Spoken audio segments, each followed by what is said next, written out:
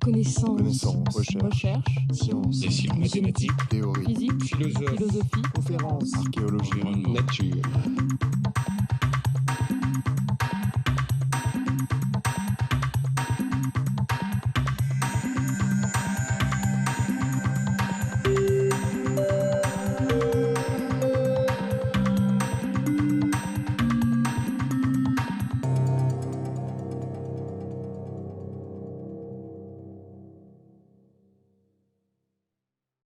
Bien, nous allons nous fier à cette heure qui est ici. Il est, semble-t-il, 10 heures. À d'autres horloges du Collège de France, il est un peu avant, un peu après, cela dépend. Donc je rappelle que la semaine prochaine, c'est le jeudi et le 11 novembre, donc il est férié, que nous reprendrons dans 15 jours. Je rappelle aussi que le cours de cette année est centré sur l'analyse du texte de théâtre dans ses rapports avec l'oralité, soit l'oralité de la représentation d'un texte déjà écrit, soit l'oralité de la reconstruction mémorielle de textes représentés et qui deviennent de ce fait transcrits puis publiés. Et comme première étude de cas, j'ai choisi, pour faire un lien avec des séminaires ou des cours plus ancien, qu'un texte portugais du début du XVIIIe siècle, représenté en 1733 à Lisbonne, au théâtre du Beiro Alto, et qui est la vie du grand Don Quichotte de la Manche et du gros Sancho Panza, ce qui permet évidemment de développer une première histoire que j'avais entamée il y a 15 jours, et qui était l'histoire des adaptations théâtrales de la seconde partie de Don Quichotte, avec en son centre de cette seconde partie des chapitres où donc, Sancho Panza est devenu gouverneur de l'île de Barataria, mais qui permet aussi de dévider deux autres fils que l'on rencontrera aujourd'hui. L'un qui est le théâtre pour lequel cette pièce a été composée, c'est-à-dire un théâtre de marionnettes dans le Lisbonne de la première tiers du XVIIIe siècle, ce qui pose la question à la fois du théâtre de marionnettes et des représentations ou des présences du théâtre de marionnettes dans d'autres pièces de théâtre ou dans le Don Quichotte lui-même. Et d'autre part, un fil qui nous conduira à la discussion du rapport possible entre une œuvre et son auteur, en suivant, grâce aux recherches qui ont été menées ici même par mon collègue Nathan Wachtel sur les nouveaux chrétiens portugais émigrés au Brésil, et ensuite, du fait de la volonté de l'Inquisition pour beaucoup d'entre eux, ramenés à Lisbonne pour être jugés par l'Inquisition. Le lien existant entre cette trajectoire de vie, qui est celle de l'auteur de cette pièce, Antonio José da Silva, et d'autre part, son théâtre, a commencé par la vie du grand Don Quichotte de la Manche. J'en étais donc à l'analyse d'un certain nombre de pièces qui ont adapté, se sont appropriées de la seconde partie du Don Quichotte à partir de la première que l'on avait rencontrée, c'est-à-dire une pièce française de Daniel Guérin de Bouscal, Le gouvernement de Sancho Panza, publié en 1642. Et j'avais évoqué aussi, bien qu'il ne s'agisse pas du gouvernement de Sancho dans cette œuvre-là, une comédia de 1600, pour le moins représentée en 1673, El Hidalgo de la Mancha, qui était la troisième comédia espagnole vouée à Don Quichotte, si l'on pense à l'une que nous avions étudiée ici il y a plus de 3 années, El Don Quijote de la Mancha de Guillem de Castro, et puis une comédia perdue de Calderón de la Barca. Dans la France de la toute fin du XVIIe et du début du XVIIIe siècle, donc avant la pièce d'Antonio José da Silva, le Quichotte, et en particulier la seconde partie, et en particulier le gouvernement de Sancho Panza dans son île, a inspiré des œuvres qui appartiennent à plusieurs genres. Un premier genre est celui des comédies. Et on connaît en 1694 une comédie de Dufresne, en 1712 une comédie de Dancourt qui est ainsi présentée dans un instrument que l'on utilise classiquement pour connaître le répertoire du théâtre français, qui est un livre publié en 1733, donc la même année que la pièce portugaise dont je m'occupe, qui est de Maupoint, la bibliothèque des théâtres, et qui fait une analyse rapide d'un certain nombre, ou d'un grand nombre, d'œuvres classées par l'ordre alphabétique de leur titre. Et à Sancho Panza, on rencontre, donc en 1733, plusieurs anciennes comédies portent ce titre, entre autres le gouvernement de Sancho par Guérin du Bouscal en 1642, la pièce dont nous avons parlé il y a 15 jours, et les deux modernes sont, d'une part, celle de M. Dufresne en 3 actes de prose, non imprimée en ses œuvres, et l'autre du sieur Dancourt en 5 actes de vers, joué au mois de novembre 1712 avec peu de succès. L'auteur convient qu'il a conservé quelques morceaux d'une ancienne comédie de Sancho. En fait, il s'agit presque d'un plagiat de la pièce de Guérin de Bouscal. Il fit cesser les représentations de sa pièce pour y ajouter plusieurs scènes, ce qui le flattait que, si on la donnait au public en l'état qu'elle était maintenant imprimée, elle serait reçue plus favorablement. On retrouve là une mention sur cette tension qui pourra nous occuper entre les représentations qui peuvent être des échecs et d'autre part les éditions imprimées qui soit essayent de compenser pour et par le public des lecteurs l'échec sur la scène, ou bien qui, dans ce cas-là, pour se disculper sans doute de cette accusation de plagiat qui portait sur sa pièce, Dancourt ajoute pour une édition imprimée, mais à distance des représentations, un texte qui, pour lui, aurait pu assurer le succès de la pièce. Donc cette tension entre représentation et édition est un leitmotiv, est un motif permanent dans cette analyse. Donc des comédies, soit des comédies en prose, soit des comédies en vers. D'autre part, le théâtre de la foire, qui est composé pour les 2 foires parisiennes, celle de Saint-Laurent et celle de Saint-Germain. Et là, comme vous le savez, il s'agit souvent de représentations avec un texte très réduit, fondé sur la pantomime, et pour une part par des comédiens italiens, avec une interdiction d'avoir des dialogues parlés, qui était le monopole des troupes privilégiées par le roi. On rencontre plusieurs Sancho Panza gouverneurs dans cette forme du théâtre de foire. L'une est indiquée sous le nom de M. Bellavoine, elle date de 1705, et dans un autre dictionnaire des œuvres de théâtre plus tardif de 1767, on l'a décrit ainsi: pièce en 3 actes de M. Bellavoine, représentée par la troupe de la veuve Maurice au mois de février 1705. Cette pièce eut beaucoup de succès. Belloni, célèbre Pierrot de la foire, y jouait le rôle de Sancho. Et on voit une continuité entre le répertoire traditionnel du théâtre de foire, très largement fondé sur les personnages de la commedia dell'arte ou sur des personnages traditionnels comme ce Pierrot de foire, et d'autre part l'introduction de la figure de Sancho Panza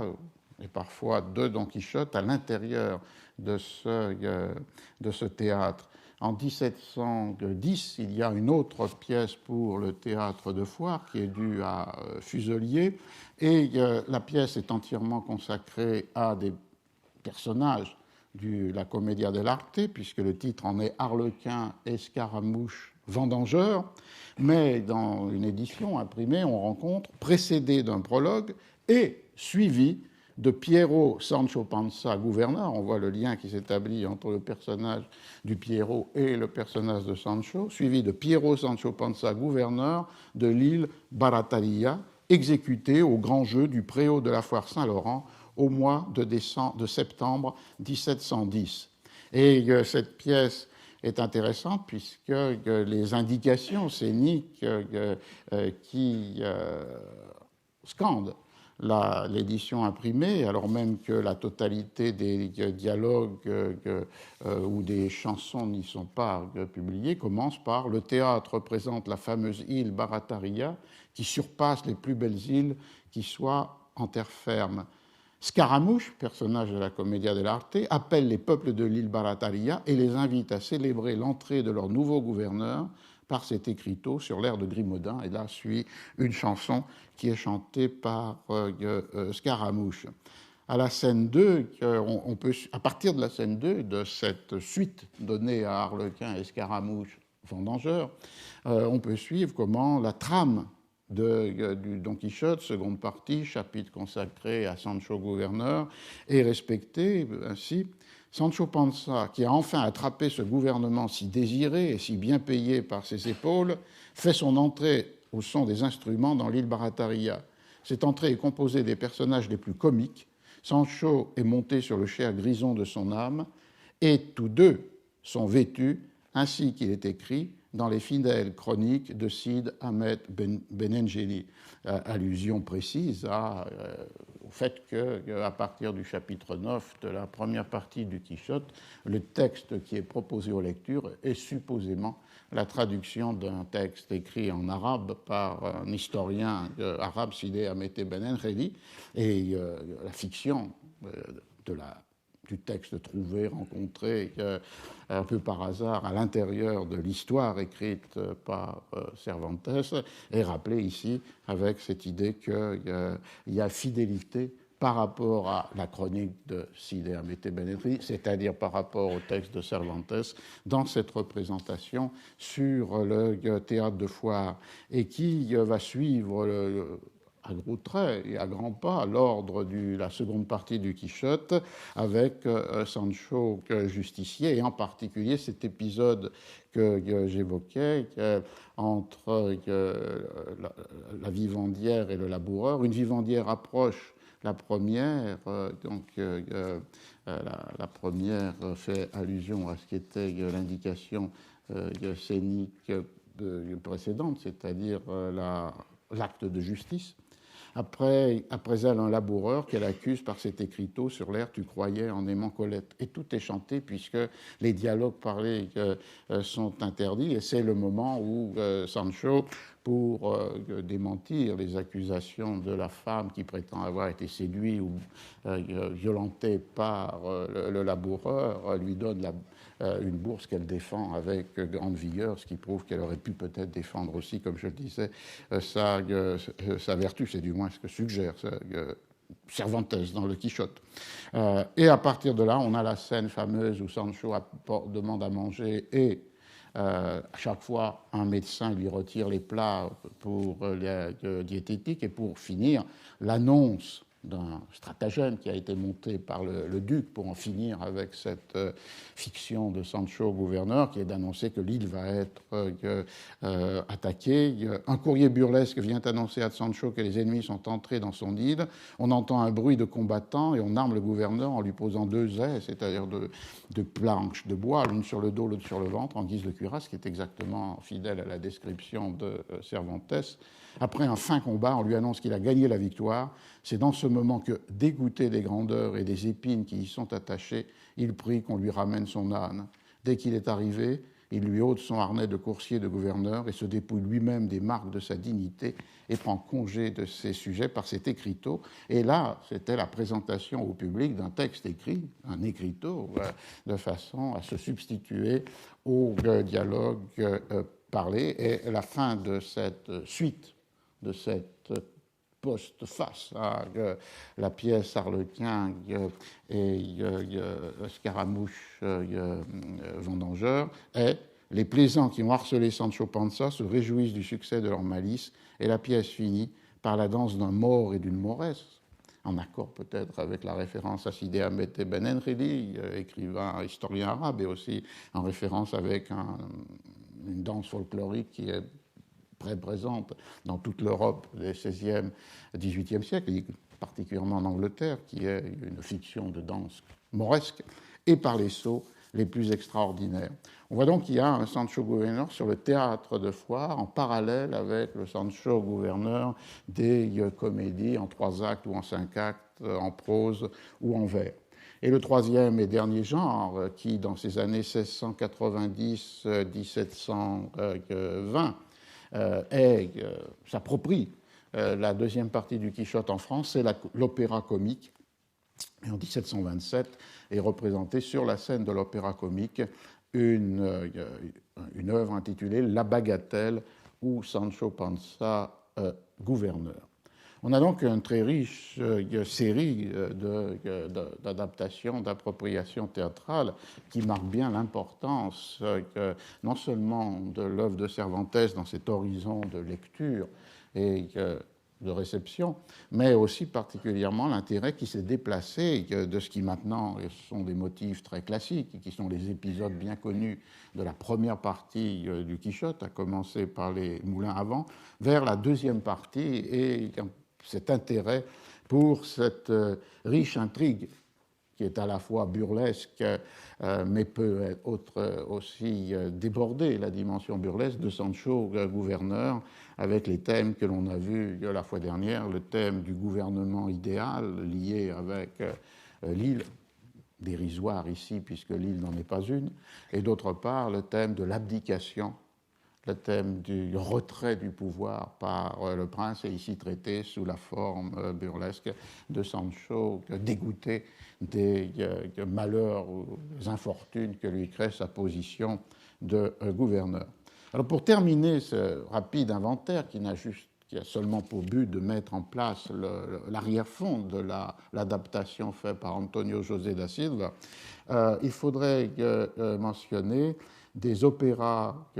italiens qui ont été représentés dans la cour de Vienne au Teatrino di Corte,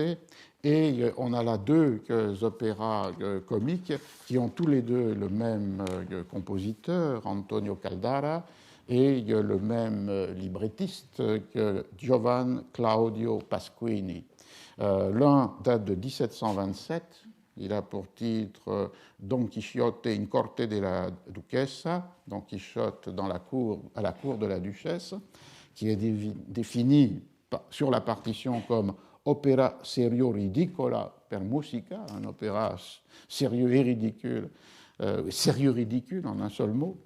en musique. Et en 1733, un Sancho Panza governatore dell'isola Barataria, Sancho Panza gouverneur de l'île Barataria, qui est défini comme une commedia per musica. Donc, on voit que très clairement, il y a un très riche matériel textuel qui est proposé par la seconde partie de Don Quichotte et dont les dramaturges, depuis les formes les plus populaires du théâtre de foire jusqu'aux formes les plus élitaires de l'opéra comique à Paris ou de l'opéra de cour à Vienne, peuvent s'emparer. Et c'est dans ce contexte qu'il faut situer ce texte de 1733, sans savoir si Antonio José da Silva avait connu l'un ou l'autre de ces donc Sancho Panza qui le précédait ou de ces Don Quichotte qui anticipaient sa propre œuvre. Et c'est dans ce contexte qu'on peut donc situer son vie du grand Don Quichotte de la Manche et du gros Sancho Panza, en sachant que son adaptation s'est fondée sur une édition en espagnol, en castillan, du Don Quichotte, puisque le texte n'a été traduit en portugais qu'en 1794, d'ailleurs dans une traduction anonyme, et qui a pour titre O Ingenioso Fidalgo Don Quichotte de la Mancha, le génieur Hidalgo Don Quichotte de la Manche, sans nom de traducteur. Et la traduction canonique ou classique en portugais ne date que du XIXe siècle. Ce qui prouve cette circulation, évidemment, entre Portugal et Espagne, ou portugais et castillan, non seulement parce que durant une période 1580-1640, Portugal est devenu l'une des couronnes du roi de Castille et d'Aragon, mais aussi parce que, ensuite, une fois reconquis l'indépendance du Portugal, la proximité des langues fait que, alors que le Don Quichotte est traduit dans très nombreuses langues européennes avant la fin du XVIIIe siècle, la première vague, comme je le rappelais, étant celle des traductions anglaises, françaises et toscanes, en portugais, il faut attendre la fin du XVIIIe siècle pour avoir une traduction. Donc, Antonio José da Silva disposait d'une édition, d'un exemplaire d'une édition en castillan. Et une indication dans le texte permet sinon de repérer quelle était l'édition précise dont il disposait, mais au moins de repérer que la famille d'édition dans laquelle s'inscrivait son propre livre, puisque à un moment donné, Sancho, j'y reviendrai sans doute dans le dernier des cours sur cette pièce, c'est-à-dire dans 15 jours, Sancho fait une allusion à Don Quichotte en mettant en rapport ce que fait le Don Quichotte de la pièce avec le Don Quichotte du livre. Et il évoque le livre sous le titre de A vida da voce mercé, la vie de votre seigneurie ou de votre grâce. Et ce titre-là, Vida y hechos de Don Quijote de la Mancha, la vie et les faits, les hauts faits de Don Quichotte de la Manche, n'est pas le titre des premières éditions, comme vous le savez. Donc, puisque le titre c'est El Ingenioso Hidalgo Don Quijote de la Mancha, et ce titre apparaît à partir de 1662 dans les éditions en castillan de Bruxelles, lorsqu'il s'agissait, c'est un thème que j'avais évoqué l'année dernière, de rassembler dans un seul ouvrage les deux parties qui avaient été publiées séparément, 1605 et 1615, une distance de 10 années, et alors même que lorsque Cervantes publie la première partie, qui n'est pas encore la première partie, mais qui est seulement El Ingenioso de Hidalgo Don Quijote de la Mancha, il n'anticipe pas nécessairement l'idée d'en écrire une seconde. Donc il y avait un problème à partir du moment où en 1615 avait été ajoutée la seconde partie, et donc de mettre ensemble, sous un même titre, ces deux livres écrits ou publiés à 10 ans d'écart, et le choix fut fait, bien après la mort de Cervantes, par les éditeurs de Bruxelles en 1662, de rassembler El Ingenioso Hidalgo et El Ingenioso Caballero de Don Quijote de la Mancha, qui était le titre de la seconde partie, dans un même ouvrage qui portait le titre de Vida y hechos de Don Quijote de la Mancha. Et toutes les éditions après 1662, aussi bien à Anvers ou à Madrid, portent ce titre. Et il est très clair qu'Antonio José da Silva fait allusion à une de ces éditions postérieures à 1662, puisque le livre est désigné par Sancho comme la vie de votre grâce, a vida da vossa mercé. Alors, pour comprendre cette pièce, il faut sans doute mettre en place ce qu'était le théâtre à Lisbonne au début du XVIIIe siècle, et en particulier dans les années 1720 et 1730. Deux formes de représentation dominent cet univers théâtral. La première, qui serait la plus proche du passé et du monde castillan, est la représentation des comédias dans un lieu qui a pour titre Patio das Arcas, le patio des arches, ou des arcades, qui est le lieu où se représentent les comédias, en particulier tout le répertoire des comédias espagnols du siècle d'or. Et comme dans de nombreuses villes, ce corral, ce patio das Arcas, appartient à un hôpital, l'hôpital royal de tous les saints, Hospital Real de Todos os Santos, qui reçoit une partie importante des entrées. Donc on a une situation qu'on retrouvera d'ailleurs dans des villes, y compris françaises, du XVIIIe siècle, où une des manières de donner des revenus à des institutions hospitalières ou de secours est de leur accorder une part des revenus assurés par les entrées au théâtre. Et donc ce patio das Arcas est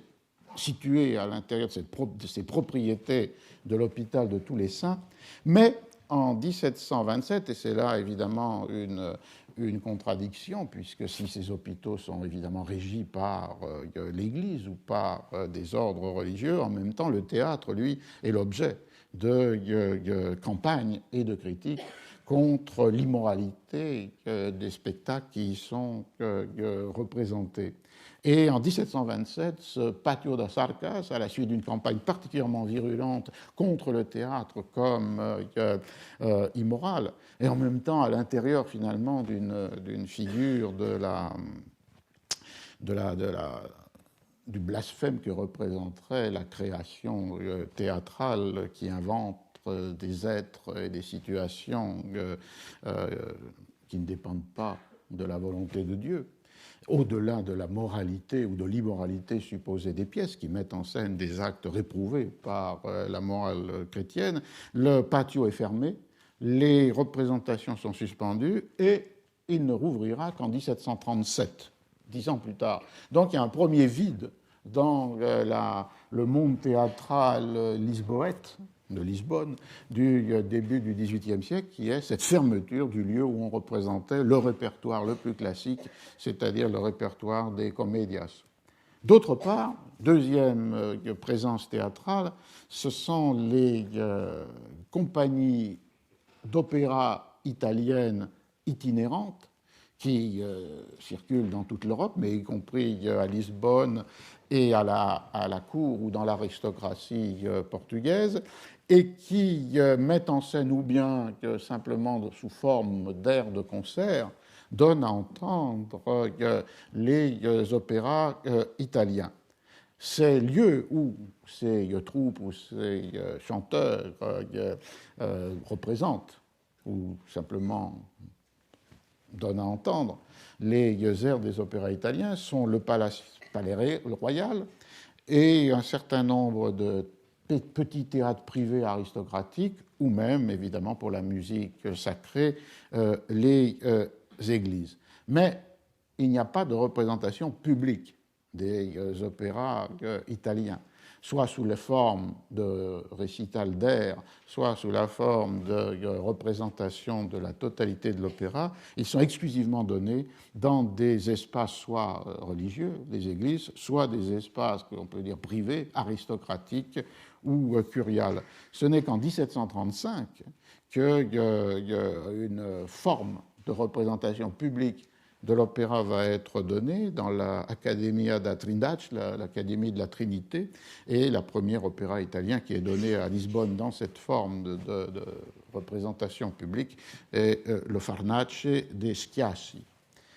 Du coup, il y a donc un deuxième vide qui là est donné par l'absence d'un genre qui va acquérir une grande popularité et un public plus large, et qui est celui de l'opéra donné dans des représentations publiques. On peut donc penser que le théâtre du Beiro Alto, du quartier haut de Lisbonne, met à profit à la fois la fermeture du patio des Comedias, du patio das Arcas, et d'autre part l'intérêt, mais pas encore donné sous la forme de représentation publique pour l'opéra, pour mettre en scène, pour ces marionnettes, puisqu'il s'agit là d'un théâtre de marionnettes, une forme de théâtre qui va, dans un certain sens, rassembler ou unir la forme de la commedia, puisqu'il s'agit là d'une adaptation théâtrale de textes déjà là, à commencer par celui de 1733 qui ouvre cette série avec Don Quichotte, mais en même temps une forme de théâtre qui est très largement ouverte à la musique et au chant, puisque dans le Don Quichotte de Antonio José da Silva, on rencontre 3 chœurs, 11 arias, un duo et un chant pour 4 voix. Et tous les opéras ultérieurs, composés par le même Antonio José da Silva, vont voir augmenter le nombre de parties chantées dans son Labirinto di Creta, labyrinthe de Crète de 1736. Il y a 31 parties chantées, et dans le dernier opéra qui est représenté au Precipicio de Faetont, le précipice de Phaéton, en 1738, 32 parties chantées. On a donc là très clairement une conjoncture courte du théâtre à Lisbonne qui a donné idée au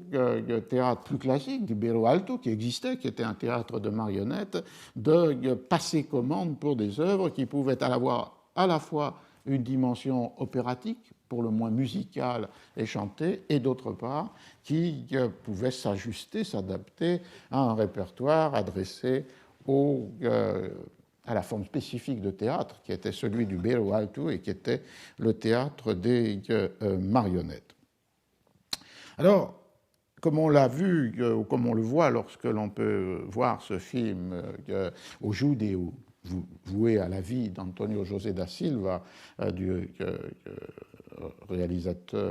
réalisateur brésilien, il est assez difficile de reconstruire les conditions même matérielles des représentations du théâtre de marionnettes à Lisbonne. Ce que l'on peut supposer, c'est que les dispositifs de ce théâtre reprenaient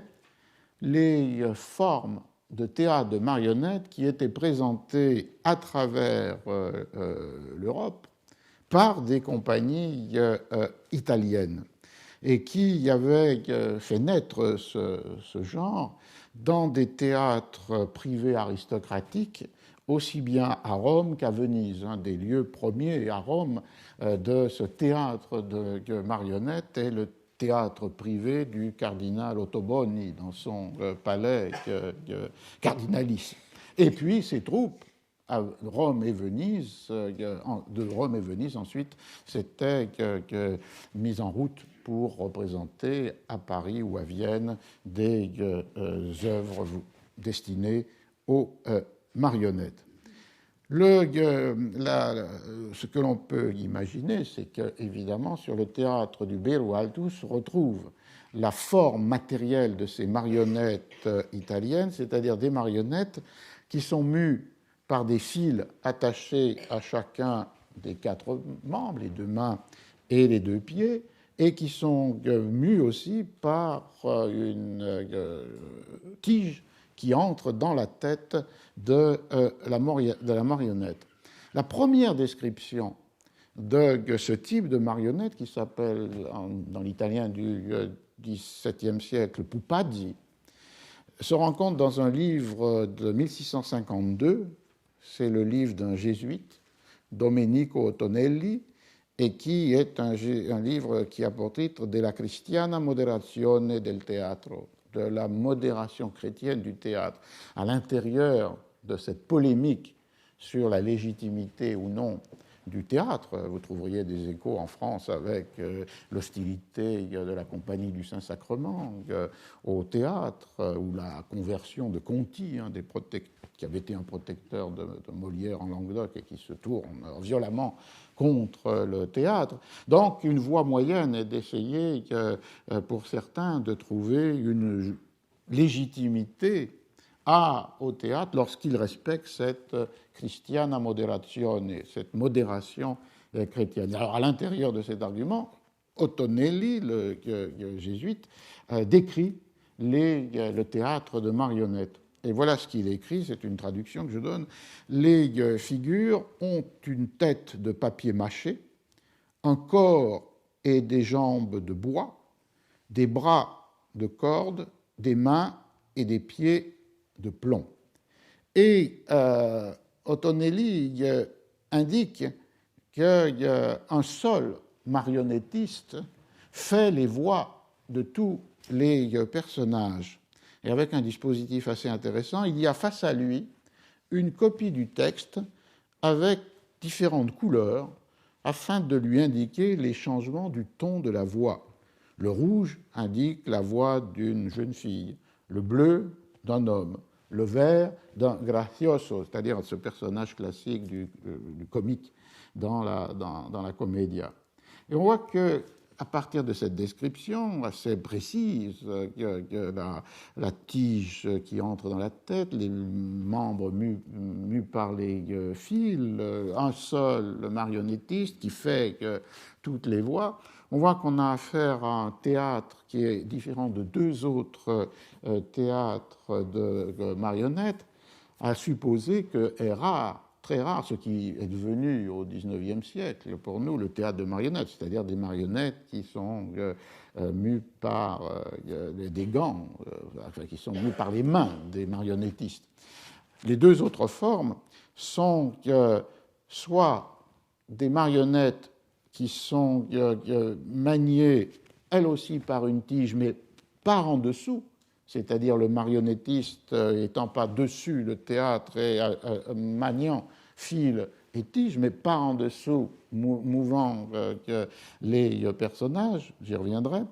avec le Quichotte. Et d'autre part, un théâtre de marionnettes où des sortes de rails étaient tracés sur la scène elle-même, ce qui permettait les mouvements limités, évidemment, dans ce cas-là, des marionnettes mues par en dessus, mais mues à l'intérieur de parcours déjà inscrits sur la scène elle-même. Alors, on peut penser que les marionnettes de Lisbonne, comme l'a pensé Azulay, le réalisateur brésilien, lorsqu'il donne à voir dans son film que 2 scènes du Don Quichotte de Antonio José da Silva, à Lisbonne, ces marionnettes étaient proches de la description de Ottonelli. Elles sont appelées figuras artificiais, bonecus, bonifrates. La différence, c'est qu'elles ne sont pas de bois. Dans la description d'Ottonelli, le corps et les jambes sont faits de bois, mais elles étaient de liège, ce qui était leur donnait une plus grande mobilité par leur légèreté elle-même, et ce qui permettait sans doute des effets de scène assez spectaculaires, des changements très rapides de scène et des mouvements très marqués des personnages, ce que dans les indications scéniques des pièces d'Antonio José da Silva, on trouve sous le nom de mutasounds, des changements de scène. Et par exemple, dans la première partie de son Don Quichotte, en 1733, les spectateurs du Beiro Alto pouvaient voir le chevalier errant tuer le lion, adaptation du chapitre où Don Quichotte rencontre un lion, mais il ne le tue pas. Le lion se désintéresse de lui parce qu'il a été gavé de nourriture. Le fait qu'il y a l'entrée de Don Quichotte dans la caverne de Montesinos avec, dit le texte, des éclairs et du tonnerre, ou encore, il en viendrait, que l'envol de Don Quichotte et de Sancho vers le mont Parnasse sur des nuages. Donc une légèreté qui permet ces mouvements plus amples, même s'ils sont dans un format réduit que le théâtre de machine, mais qui limitent en libérant des contraintes pesantes du théâtre de machine, et d'autre part une légèreté des marionnettes elles-mêmes du fait qu'elles sont en liège. On sait peu ou quasi rien sur le public du théâtre du Beiro Alto. Ce qui semble net, c'est qu'il s'agit d'un public citadin composé des mondes des métiers ou de la bourgeoisie de la ville, peut-être aussi une présence de la petite noblesse, ce qui indique un thème que je voudrais maintenant mettre en place, qui est qu'on a identifié sans doute trop rapidement le théâtre de marionnettes avec un répertoire populaire, avec un théâtre itinérant ou un théâtre de foire. Et ce qui a conduit à cette immédiate désignation est évidemment le fait qu'il y a des œuvres majeures qui incorporent le théâtre des marionnettes dans leur propre trame. 2 exemples, le Quichotte lui-même, avec le retable de Maître Pierre dans les chapitres 25 et 26 de la seconde partie du Quichotte, et d'autre part une comédie de Ben Jonson, représentée en 1614, le Quichotte de 1615, dont 2 textes presque contemporains, mais seulement imprimé en 1631, et qui est la foire de la Saint-Barthélemy, Bartholomew Fair. On peut jeter un œil sur ces deux textes, puisqu'ils sont à la fois présents dans une référence au théâtre de marionnettes, mais différents dans ce qu'ils montrent par rapport à ce qu'étaient les représentations du Beru Altu. Alors, dans le Quichotte, vous vous souvenez peut-être que cette présence des marionnettes entre lorsque, dans la seconde partie, au chapitre 25, dans une auberge, Sancho et Don Quichotte rencontrent Maître Pierre, Maese Pedro, qui a deux éléments pour le spectacle qu'il donne à voir de manière itinérante. D'une part, un retable de marionnettes et d'autre part, un singe qui devine en lui chuchotant la réponse à l'oreille, ce que les spectateurs sont dans leur vie ou dans leurs conditions. Alors voilà comment il est présenté, Maese Pedro, par l'aubergiste au chapitre 25.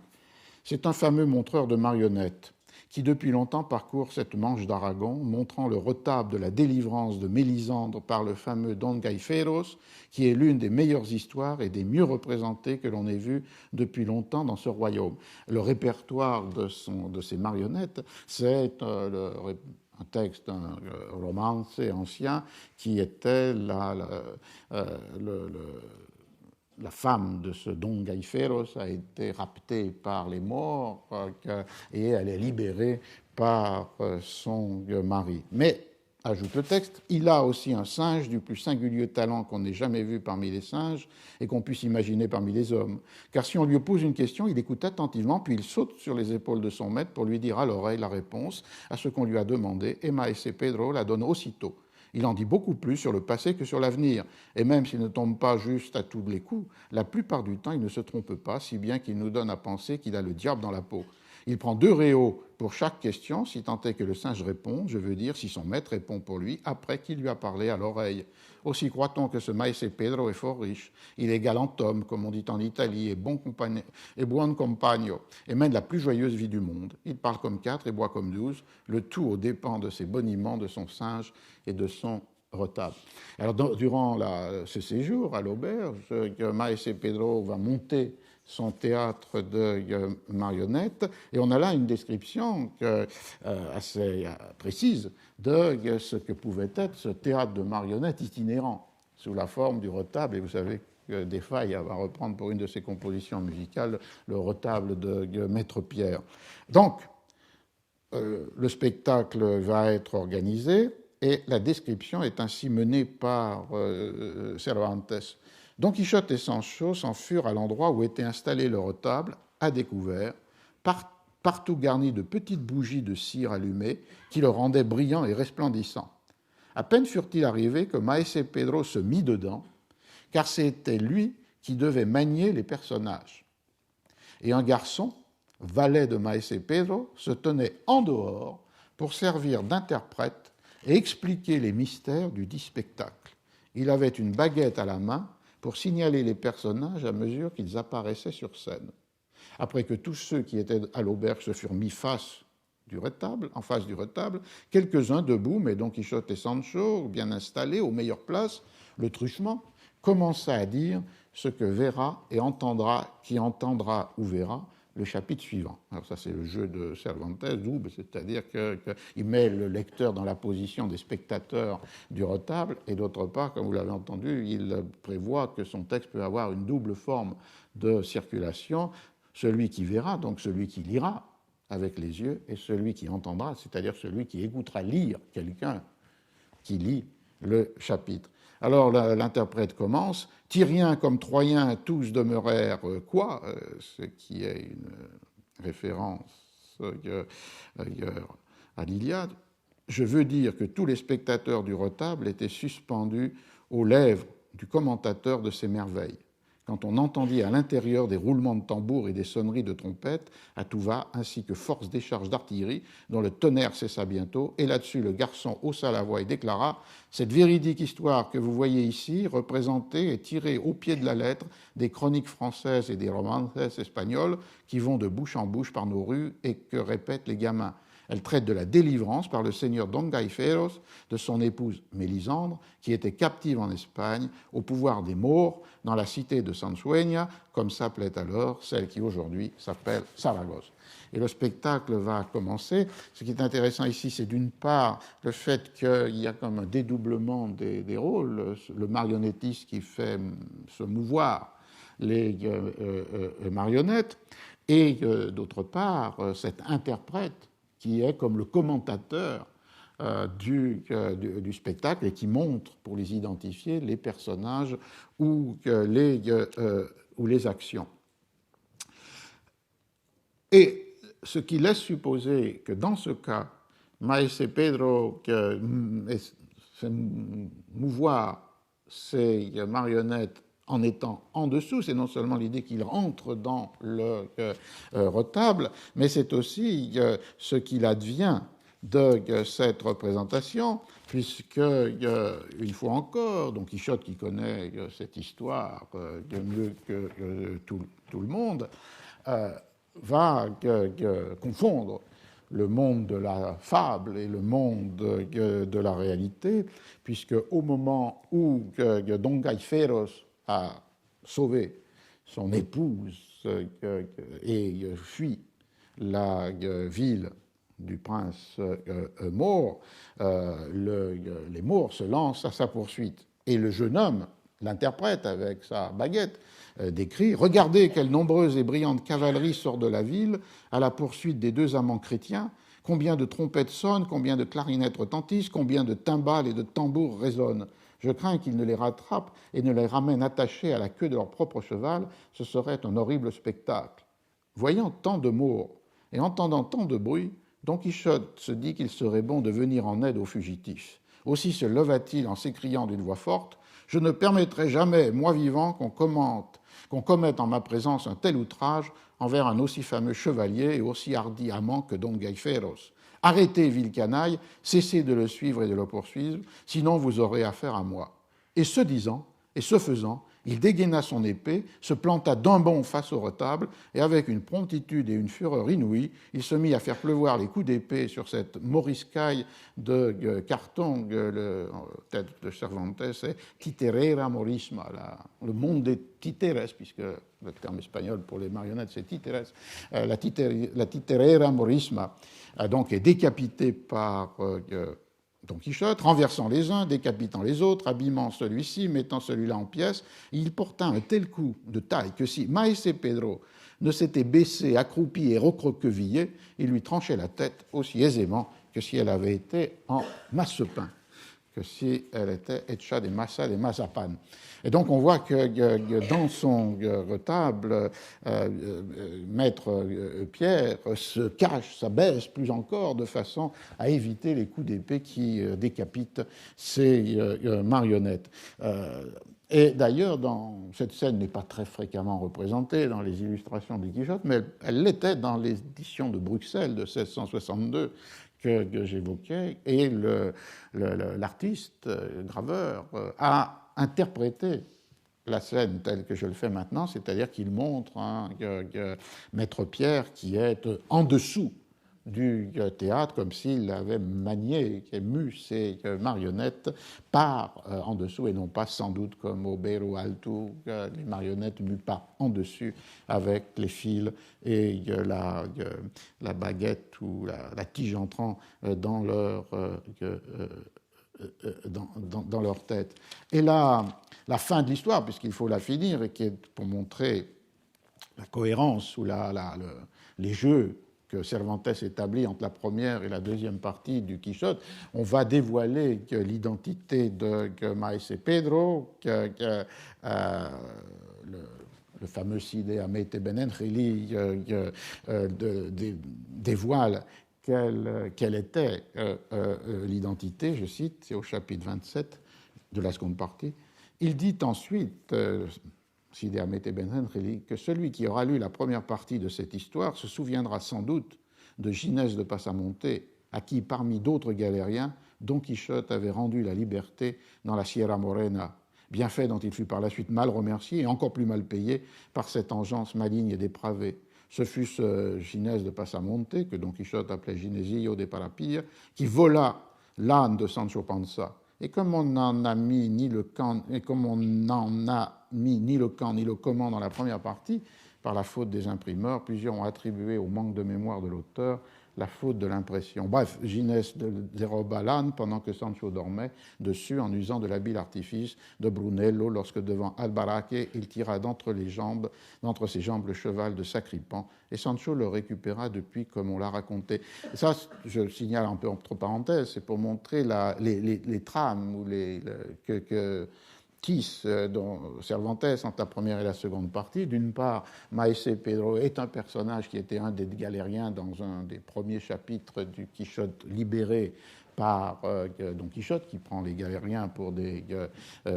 pauvres victimes. D'autre part, ce Ginès de Passamonte est celui qui va voler l'âne de Sancho, et c'est là toute une histoire éditoriale du Quichotte, puisque dans la première partie du Quichotte, cet âne volé, sans doute par un oubli de Cervantes ou par une erreur des compositeurs ou des typographes, réapparaît avant même que la scène de sa récupération ait été narrée. Et donc, du coup, la moquerie s'était focalisée sur Cervantes, incapable de tenir la logique de son histoire. Et il y revient dans la seconde partie avec, d'une part, cette idée que c'était la faute des imprimeurs, et d'autre part, avec cet argument que Sancho, de la seconde partie, invente pour expliquer pourquoi il pouvait donner l'impression d'avoir encore la selle ou ce qui était les raies son âne, alors même que l'âne lui a été volé, en faisant allusion savante et érudite à cette scène de l'Orlando Furioso dans laquelle Brunello vole un cheval après avoir attaché son cavalier sans que celui-ci s'en rende compte. Donc il a gardé le cavalier, les raies et la selle, et en même temps le cheval a disparu. Donc c'est toute cette histoire-là, cet épisode incohérent dans la première partie qui est transformé en matière même de l'écriture de Cervantes dans la deuxième partie. Donc c'est cette continuité à la fois narrative, c'est le même personnage qui réapparaît avec deux noms différents, et cette continuité, on pourrait dire typographique, c'est le fait de revenir sur une incohérence de la première partie dont on donne des justifications dans la seconde, erreur des imprimeurs, nature particulière du vol, qui fait allusion à un vol déjà de la littérature, celui de l'Orlando Furioso, qui marque cette continuité d'écriture. Mais pour en finir avec notre Ginès de Passamonte, ainsi, craignant d'être repris par la justice, lancé à sa recherche pour le châtier de ses 1000 délits et filouteries, qui étaient tant et tels que lui-même composa pour les compter un gros volume, c'était l'allusion à ce livre de sa vie écrit par Ginès de Passamonte que Don Quichotte découvre au moment de la libération, et qui est une manière pour Cervantes d'esquisser une parodie du genre picaresque, la vie du picaro, la vie de celui qui est hors la loi. Ce Ginès se résolut de passer dans le royaume d'Aragon et de se couvrir l'œil gauche en faisant le métier de montreur de marionnettes, car cela et les tours de main, il les savait fort bien. Et il explique aussi comment il a trouvé un singe qu'il a acheté à des chrétiens libres qui revenaient de barbarie, donc des chrétiens qui avaient été rachetés après avoir été esclaves dans le monde des barbaresses, c'est-à-dire l'Afrique du Nord, et que le tour était très simple, c'est-à-dire qu'il arrivait dans un village ou dans un village voisin quelques jours avant, et doté d'une forte mémoire, Ginès de Passamonte mémorisait des histoires, des aventures, les conditions des habitants, et donc du coup se trouvait en position de répondre, non pas sur l'avenir, mais sur le passé, et donc d'étonner ceux qui pensaient que le singe découvrait leur propre existence ou secret, alors que c'était simplement le fait que Ginès de Passamonte avait pu tenir une information qu'il avait emmagasinée dans sa mémoire. Ce qui renvoie d'ailleurs à un thème qu'on a déjà rencontré, en particulier pour les pièces de théâtre, c'est-à-dire la capacité de mémorisation dans les sociétés de la première modernité, qui est sans doute infiniment supérieure à celle que dans les sociétés modernes nous avons et dont nous avons hérité. Vous voyez ici tout cet artifice du singe qui devine le passé lié à la capacité de mémoire de Ginés de Pasamonte, dans un livre fameux, Le Retour de Martin Guerre. Natalie Davis avait montré comment un individu pouvait absorber l'identité d'un autre individu en absorbant une multitude de détails sur sa propre existence et en quelque sorte en appropriant la propre mémoire de l'autre. Lorsqu'il fait allusion au romance de Don Gaiferos, Cervantes fait allusion à cette transmission orale et mémorielle qui assure la permanence du texte, et nous pourrons le rencontrer que l'assistance à une ou plusieurs représentations d'une pièce pouvait elle aussi entraîner cette mémorisation, pas complètement littérale, mais cette mémorisation du texte. On a donc là un domaine, je pense, de réflexion extrêmement intéressant qui porte à la fois sur des techniques lettrées de la mémoire, qui étaient ces techniques médiévales ou renaissantes des arts de mémoire, qui font que le lecteur transforme sa mémoire en un magasin de références, de citations, de textes qui sont organisés thématiquement de façon à pouvoir être retrouvés lorsque ce lecteur en a besoin pour une propre composition. Et d'autre part, une forme plus populaire, plus immédiate de mémorisation, soit de tout un répertoire de contes, de romances, c'est-à-dire donc de poèmes ou d'histoires, et une capacité, même si elle n'est pas organisée selon les théâtre de la mémoire des traités savants, une capacité, même chez les plus humbles, à mémoriser des données, des faits, des souvenirs. Et il y a là sûrement un élément important pour comprendre les horizons culturels des sociétés de la première modernité, puisque ensuite, de plus en plus, la mémoire va être déléguée, objectivée, donc hors de l'esprit de l'individu, d'abord dans la bibliothèque comme mémoire, et aujourd'hui dans nos préoccupations pour savoir quelle est la capacité de mémoire de chacun des ordinateurs dont nous disposons. Donc il y a là une trajectoire fondamentale, mais sur la base de laquelle le Quichotte est absolument construit. Je vais peut-être arrêter là parce que, pour commencer, le second exemple littéraire d'appropriation du théâtre de marionnettes avec Ben Jonson et lui donner une certaine cohérence. Donc, il est ici 56, on peut reprendre à 11h02 ou 3. Bon.